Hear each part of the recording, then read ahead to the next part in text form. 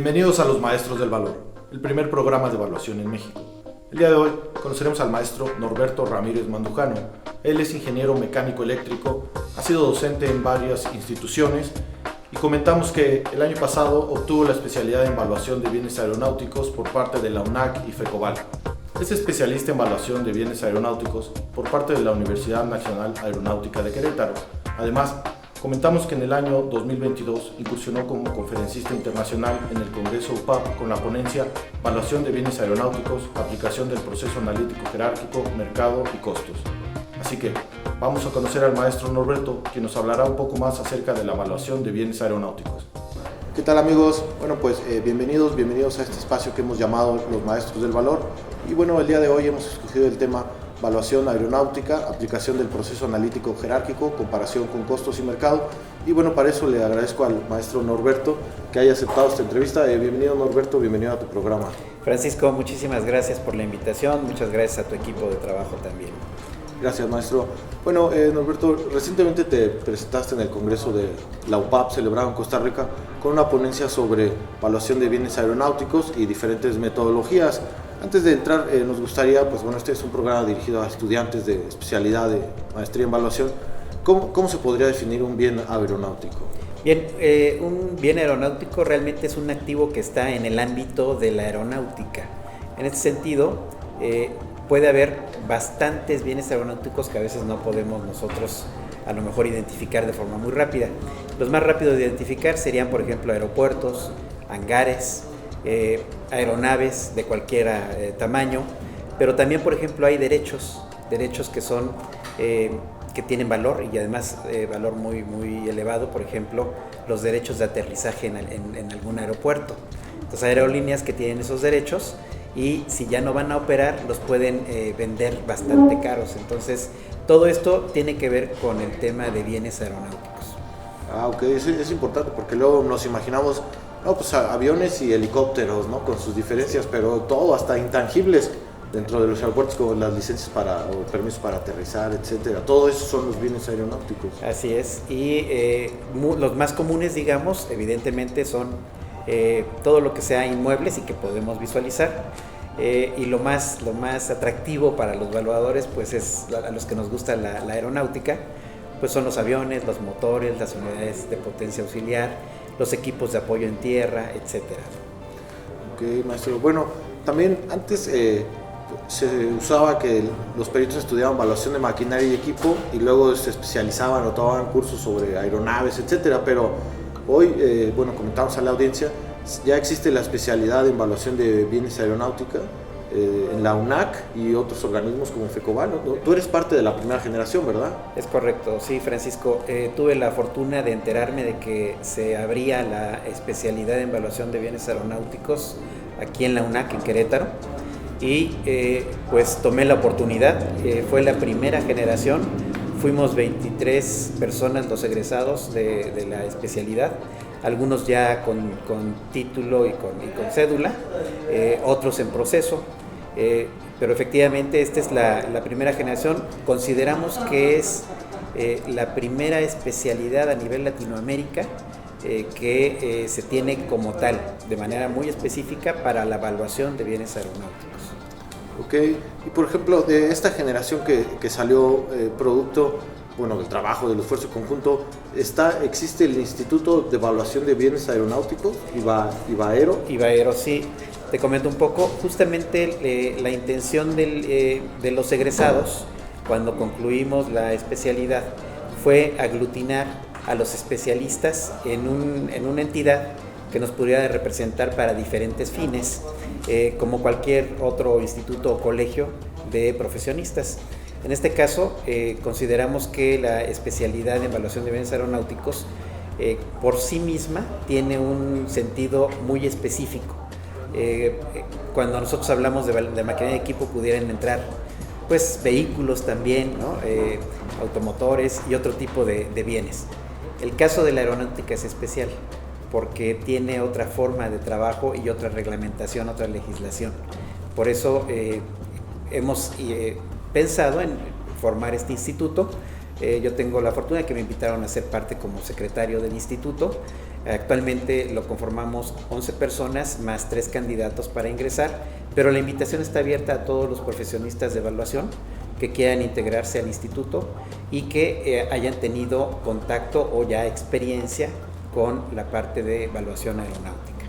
Y una pregunta, la presidenta es la maestra María Guadalupe Suárez, que fue la presidenta del Consejo Técnico de FECOBAL en el periodo anterior de Gustavo Reyes, ¿verdad? ¿Sí es correcto? ¿Ella es la presidenta? Es correcto, nuestra presidenta es la maestra Lupita Suárez, y ella justamente es parte de la especialidad, es de los 23 egresados de la especialidad en bienes aeronáuticos, pero también es parte de toda la inteligencia que hubo detrás para que se formara esta especialidad en conjunto FECOBAL con la UNAC.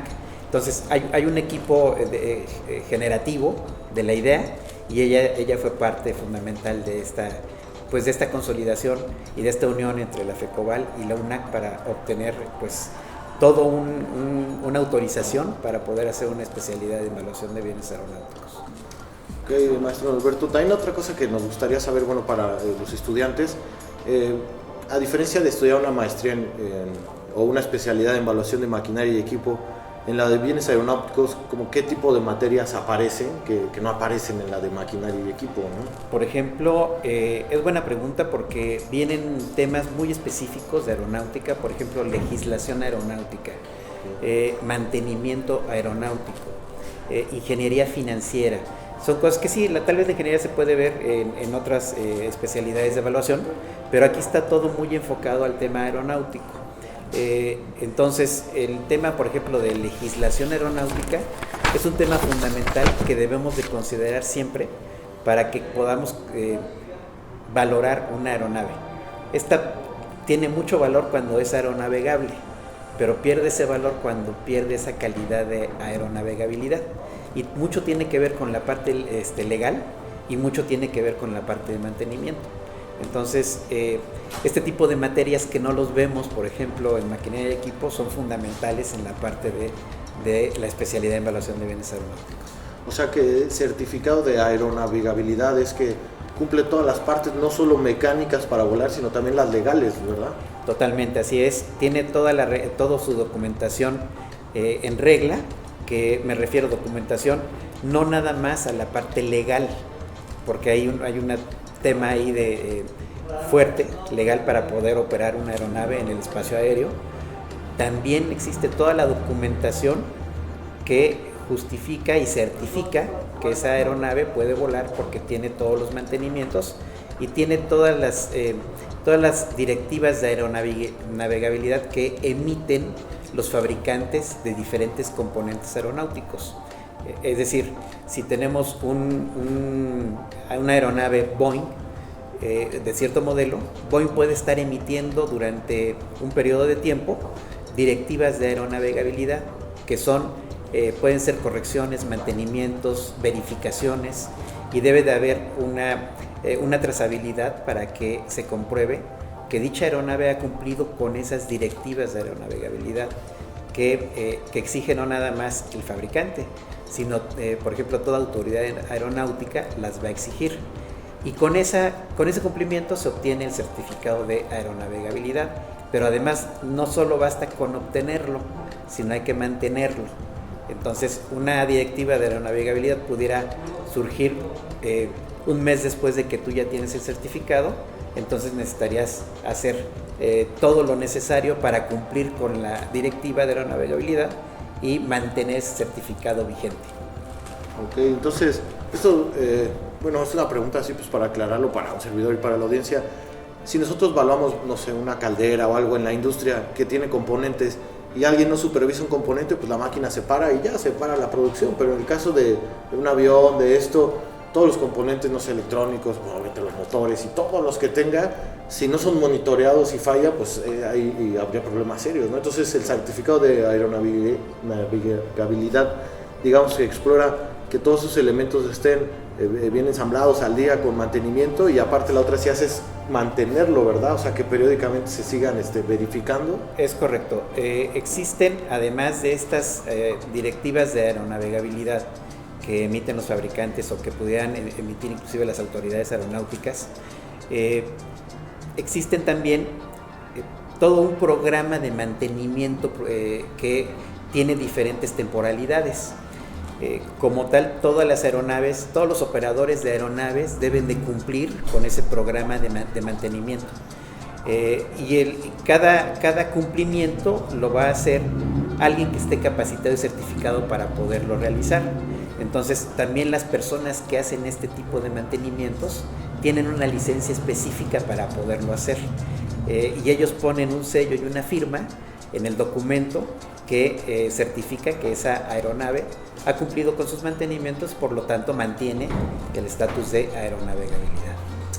Entonces, por ejemplo, si alguien te dice, oye, necesitamos evaluar un avión, un helicóptero, pero es de una empresa establecida, ya sea privada o del mismo gobierno federal, pero está toda la información, todo en orden, bueno, es aeronavegable y aparte cumple y puedes aplicar mercado, etcétera. Pero si alguien, por ejemplo, dice, no, pues incautamos unos aviones, pero pues no hay nada de información de los componentes, entonces ahí sería el caso como que dices, o sea, hay mucha pérdida de valor de decir, pues sí es aeronavegable el avión, pero como no tenemos historial de todos los componentes, no sabemos, eso le hace perder valor. Mucho valor.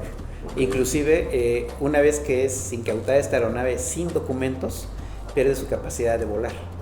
Entonces, pudiera ser que se tratara de hacer un procedimiento tanto legal como una inspección de mantenimiento ya dentro, si queda en manos de las autoridades mexicanas, hacer todos estos procesos para que vuelvan a ponerlo en la condición de aeronavegable, ¿sí? Pero tendría que ser ya un proceso por parte de las mismas autoridades para lograrlo, ¿no? Entonces, prácticamente aquel avión que llega y es incautado sin documentos, deja de volar en ese instante, deja de volar y tiene que estar detenido hasta que logre otra vez su estatus de aeronavegabilidad.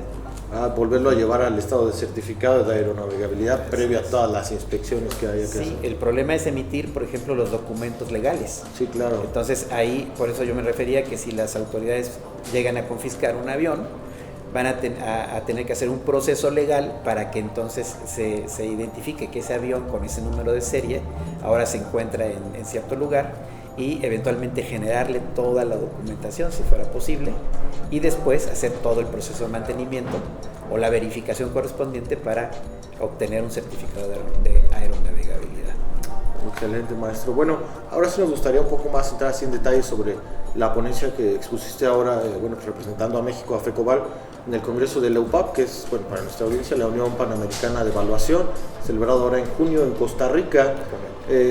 El título de la ponencia es Evaluación de Bienes Aeronáuticos y haces una comparativa entre el método AHP, costos y mercado. ¿Nos puedes platicar un poco acerca de eso? Sí, con gusto. Nosotros en aeronáutica utilizamos los 3 enfoques de evaluación, exactamente igual como lo utilizamos en maquinaria y equipo o inclusive en inmuebles, ¿no? En el sentido estricto de tener esos enfoques bien identificados para poderlos aplicar. Cuando hablamos, por ejemplo, de un enfoque de mercado, es un enfoque comparativo. Estamos yendo a diferentes fuentes de mercado para obtener información de ventas de aeronaves o al menos de ofertas de venta de estas aeronaves, ¿no? Obteniendo esa información, pues hacemos el procedimiento normal, que es la homologación. Claro que en la parte de aeronáutica vamos a tomar en cuenta ciertas cosas, por ejemplo, los tiempos totales o los tiempos entre overhauls. Esto es información de mantenimiento a final de cuentas, y esos tiempos en algunas máquinas también existen algo parecido, pueden ser tacómetros y algunas otras cosas más que nos dan los tiempos o las horas de trabajo. En el caso de la aeronave, justamente para el tema de mercado necesitamos saber esos tiempos para poder hacer una comparativa correcta con lo que encontremos en el mercado. Digamos que ese es el enfoque normal, hacemos una homologación para tratar de igualar los comparables con nuestro sujeto y finalmente obtenemos un valor de dicho sujeto con los métodos que pues, conocemos y que aplicamos, por ejemplo, en el tema de maquinaria para el caso de mercado. Una pregunta sobre el mercado. Obviamente, si tú estás evaluando un avión que tiene certificado de aeronavegabilidad, los comparables que metas antes de la homologación tienen que tener también certificado de aeronavegabilidad, ¿verdad? O sea, tienen que ser lo más similares al sujeto. Así es. Okay. Por eso lo más sencillo, digamos, es tener algún enlace con alguna base de datos confiable para este rubro de la aeronáutica. Hay diferentes bases de datos, pero también es importante tener, por ejemplo, el acceso a diferentes portales que hacen esa verificación que acabas de mencionar. Si van a poner una aeronave en venta, es porque ellos han verificado toda la documentación y además la exhiben digitalmente en dichos portales. Entonces tú puedes verificar que efectivamente cuente con toda la información de mantenimiento, de directivas de aeronavegabilidad, toda la parte por ejemplo, de sus garantías, en fin, toda la información que te pueda servir para poder utilizar el método de mercado con ellos.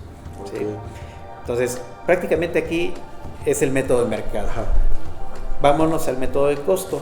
También tenemos algunos portales que nos permiten obtener un valor de reposición nuevo al estado actual de la aeronave. Es decir, nosotros podemos utilizar una pequeña aeronave en ese portal, que sería, por ejemplo, el Aircraft Blue Book.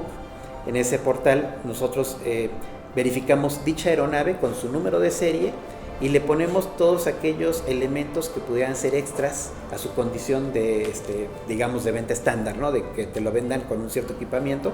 Sí. Tú puedes hacerle modificaciones, esas te van a sumar o restar. Y este tipo de portales te ayuda a darte un valor que es muy cercano a la realidad, ¿no? Ya prácticamente está haciendo un proceso de evaluación de dicha aeronave y te da un valor. Pero ese valor todavía hay que hacerle un proceso de depreciación. Y esa depreciación viene en función de los tiempos que tenga la aeronave. Entonces, con algunas pequeñas reglas que tenemos, podemos hacer esa depreciación para poder obtener un resultado ya final, que sería el enfoque de mercado. Si te das cuenta, aquí no metemos ningún comparable. Simplemente estamos utilizando el valor que nos da el portal, haciendo sumas y restas de lo que se le agregó a la aeronave y luego una depreciación por los tiempos que tenga. Con eso ya tenemos el valor del enfoque de costos, ¿no? Okay. Estos dos elementos son, digamos, los enfoques tradicionales. Lo que se presentó en el trabajo fue utilizar un método multicriterio para que sustituyendo, por decirlo así, sustituyendo la parte de homologación del enfoque de mercado, colocáramos el proceso analítico jerárquico ahí. Es decir, nuestro proceso analítico jerárquico va a requerir de ofertas para que podamos ejecutarlo y obtener, en este caso, ponderaciones, porque el método del proceso analítico jerárquico es un método de toma de decisiones, así nace, es un método que surge para ponderar diferentes opciones.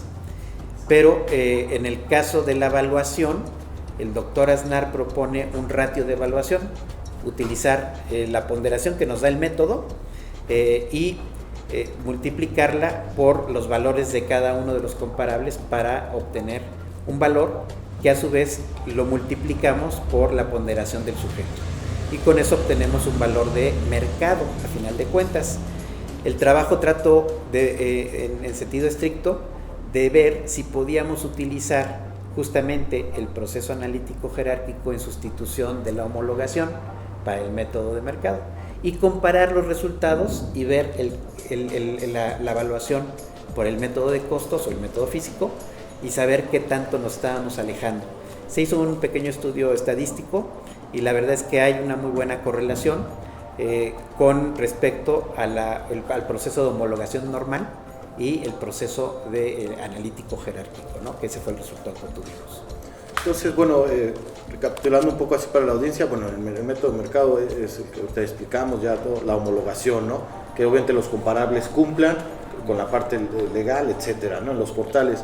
En el método de costos, que bueno, se basa en el principio de la sustitución de la evaluación, se consulta el Air Blue Book, que sería como el libro azul de los bienes aeronáuticos, y te da un valor, pero ese no es el resultado. Todavía tienes que hacerle ajustes y, bueno, como muchos equipos industriales o hasta los mismos automóviles, los bienes aeronáuticos, puedes comprar paquetes de equipamiento extra, ¿no?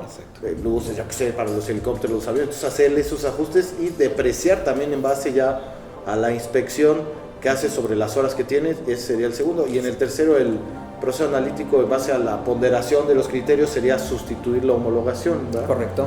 Y presentas un ejercicio, ¿no? Ahí de una aeronave. Sí, exactamente, es un Cirrus. Okay. Este avión es muy interesante porque es un avión que sale al mercado con un paracaídas para todo el avión. Okay. Entonces tú vas dentro de la cabina del avión y si este se llega a detener, el piloto tiene la opción de poder jalar una palanca y el paracaídas sustenta todo el avión y la caída es sumamente suave. Eso ha salvado vidas, es muy popular para las personas que inician en el tema de la aviación, que han obtenido su licencia, sobre todo en Estados Unidos. Estamos hablando del mercado de Estados Unidos. Aquí en México hay escuelas que utilizan este mismo avión y digamos, la característica principal, lo atractivo de esta aeronave es que además es una aeronave que tiene 4 plazas. Entonces puedes transportar a 3 pasajeros y el piloto, y tiene la ventaja de tener el paracaídas. Entonces es como que un avión muy familiar. Ok, y decías que los valores estadísticamente salieron muy parecidos por los 3 métodos, ¿verdad? Así es, nosotros utilizamos el método de correlación de Sperman. Sperman utiliza pocos valores, es justo cuando no tienes mucha población. ¿Y por qué hablamos de población aquí? Porque la verdad es que tenemos 6, 7 comparables cuando mucho, y tú tienes que buscar la forma de poder correlacionar esos valores entre uno y otro método. La única forma que hay para hacerlo es a través del coeficiente de correlación de Sperman. Utilizando ese coeficiente de correlación hicimos toda la metodología estadística y nos entregó el resultado de una correlación que es superior al coeficiente crítico, que así se le llama, a la Rho crítica, que es la que nos podría decir en dado caso si existe o no existe correlación. Si tú tienes un resultado igual a ese valor que se llama Rho crítica, de ahí para arriba existe correlación, de ahí para abajo no existe correlación. En este caso tuvimos un valor superior a Rho crítica y entonces existe correlación entre ambos métodos, entre los resultados de ambos métodos. Ok. Bueno, otra cosa, al inicio de tu ponencia tú planteas una pregunta, la voy a leer, dice: ¿es posible establecer el proceso analítico jerárquico como una herramienta alternativa para evaluar aeronaves considerando variables cuantitativas y cualitativas? Sí, muy bien. Y esa pregunta tiene justamente los 2 puntos ahí importantes, que son la parte cuantitativa, que es lo que buscamos en cualquier método para poder valorar, ¿no? Pero también la realidad es que nosotros como evaluadores nos enfrentamos a cuestiones cualitativas muchas veces, que son subjetivas, que son apreciativas, ¿no? En el caso de las aeronaves puede haber estos elementos también. Puedo yo ser un comprador que tiene la posibilidad de comprar 2 aeronaves, pero me puede gustar más el color de una que la otra. Aunque a lo mejor uno tenga más garantía que el otro, pero me gusta más el color o me gusta más el interior de la aeronave con los colores que trae la combinación.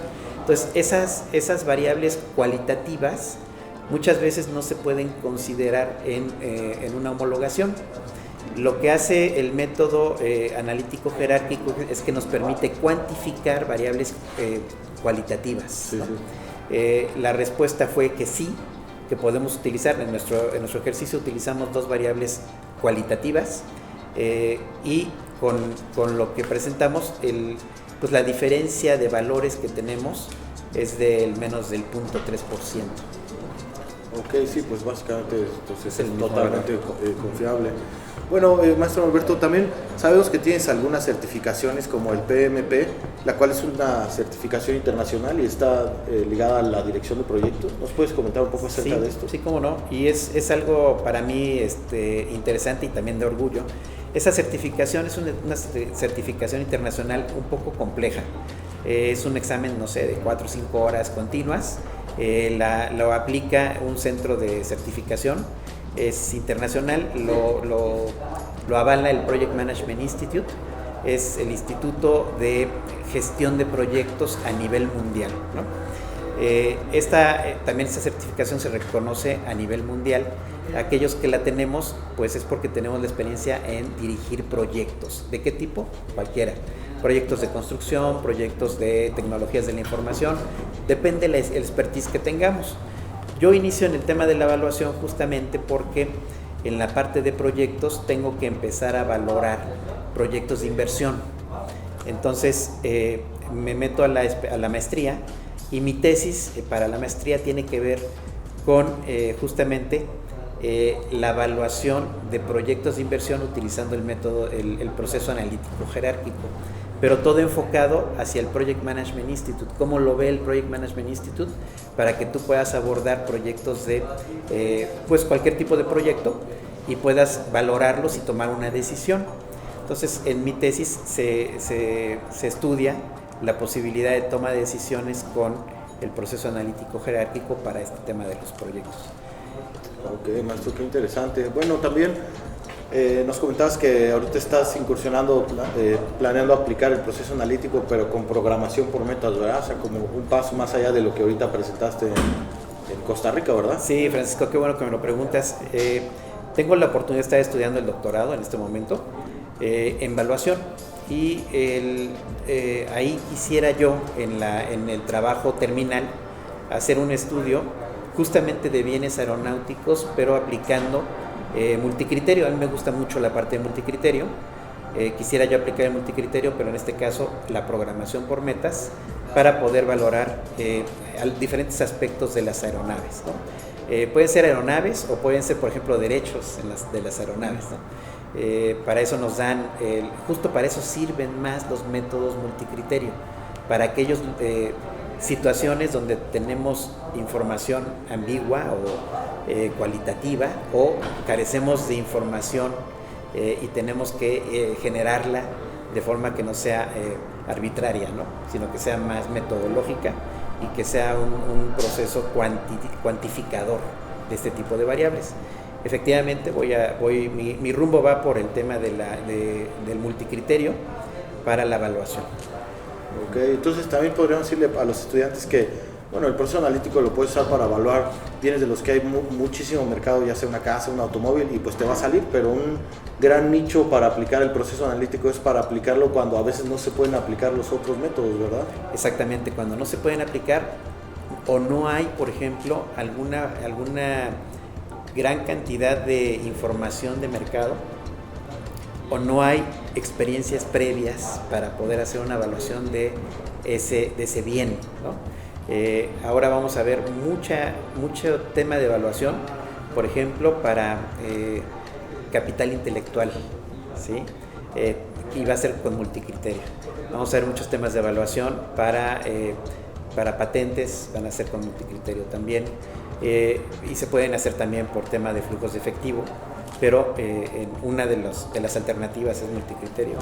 Podemos evaluar, por ejemplo, bienes patrimoniales, que el doctorado que estoy estudiando es para bienes patrimoniales, y esto incluye playas, selvas, ese tipo de bienes que a lo mejor no hay mucho trabajo por ahí, ¿no? Entonces, efectivamente, los bienes aeronáuticos, los multicriterios sirven para diferentes tipos de bienes. En mi caso yo los apliqué al tema aeronáutico, pero se pueden aplicar a muchos de estos casos que pudieran considerarse un poco complejos para la evaluación. Ok, maestro. Bueno, también nos gustaría preguntarte a los estudiantes, a los jóvenes que están estudiando la especialidad, no sé, en maquinaria y equipo, o la maestría en ciencias de la evaluación en general, pero que sienten como este interés de querer evaluar un avión, ¿no? ¿Cómo se evalúa un avión? ¿Tú qué consejo les mandarías? Bueno, primero creo yo que la educación es lo fundamental, es decir, hay que tener el interés, pero también hay que dar el primer paso y es empezar a abordar la educación correspondiente para que tengamos una formación adecuada para atender estos temas. Además, la educación nos estructura muy bien para conocer elementos que nos permiten utilizar cierto método y en qué caso, o utilizar otros métodos y por qué, ¿no? Sabemos ya para poderlo aplicar. Pero además, acercarse por ejemplo, al instituto. Acá en el instituto los podemos orientar por si quieren entrar al tema de la evaluación aeronáutica, los podemos orientar para lo que ellos pudieran realmente afrontar cuando van a ser evaluadores aeronáuticos. En ese sentido, les podemos dar una buena guía, podemos invitarlos a la UNAC, que es la institución, nuestra alma mater, donde hicimos la especialidad, que justo está en proceso de abrir la segunda generación en este año.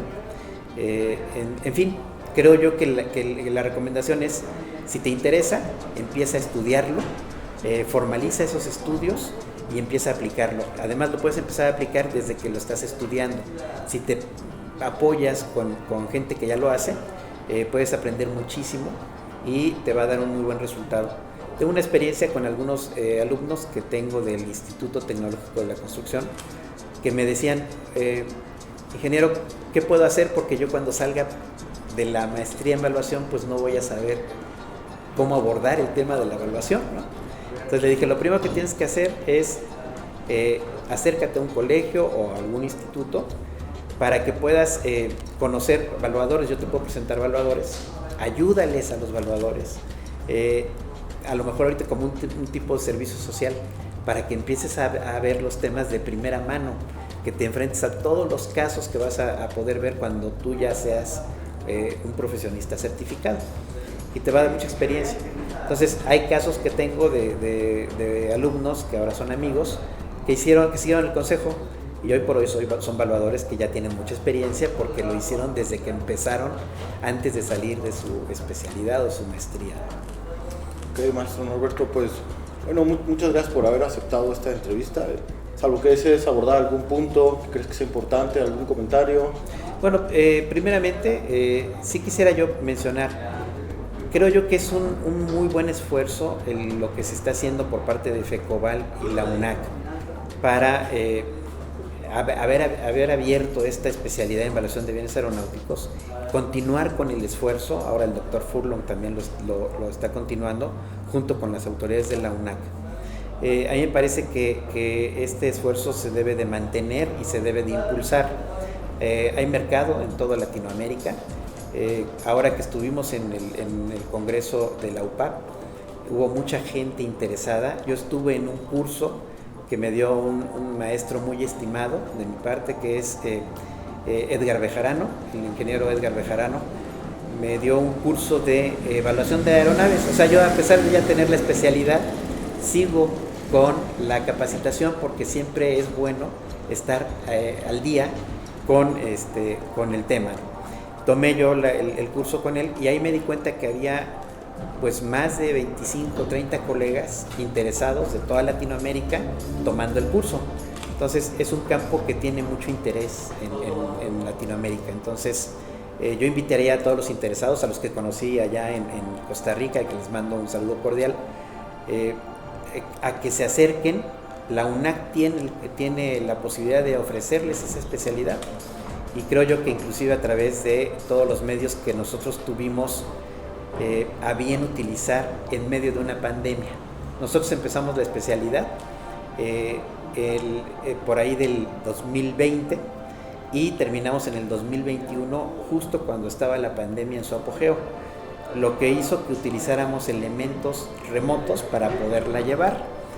Y no nos perdimos realmente nada, porque toda la información que pudimos necesitar ver y palpar, algunos que estábamos aquí lo pudimos hacer, y los que no, lo vieron a través de sus propios dispositivos, ¿no? Entonces creo yo que la invitación está abierta para que los compañeros de Centroamérica también puedan aprovechar. Y cerraría yo agradeciéndote a ti y a tu equipo de trabajo la oportunidad que me han dado para poder platicar contigo este día. Ha sido una plática excepcional, muy agradable, muy a gusto me he sentido. Entonces pues solamente me resta agradecerte a ti y a todo tu equipo. Muchas gracias, maestro Norberto. Bueno, amigos, pues esta fue la entrevista al maestro Norberto Ramírez Mandujano, evaluador de bienes aeronáuticos, un auténtico maestro del valor. Hasta la próxima. Muchas gracias a Donatella Cocina Urbana por habernos apoyado para la realización de este episodio. Nos vemos en el próximo, donde conoceremos a nuestro siguiente maestro del valor, quien nos ayudará a entender por qué saber evaluar es saber pensar.